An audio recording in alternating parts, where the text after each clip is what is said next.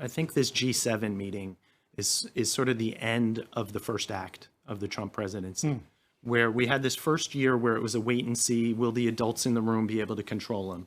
We've had this sort of intermediate or intermission where Trump is sort of throwing off the constraints and actually starting to follow through on a lot of the promises he made in terms of disrupting the accepted way of doing things.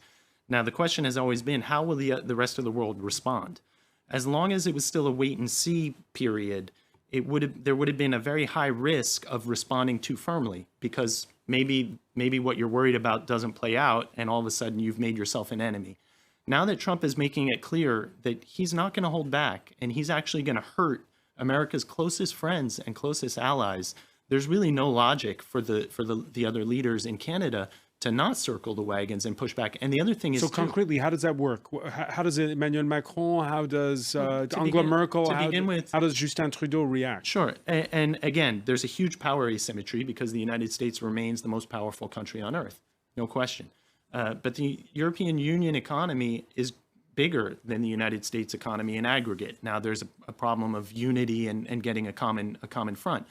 But the EU is a trade policy making body. That's what they do. So getting into a trade war with the EU isn't the same thing as applying sanctions on Iran that are harder to get around.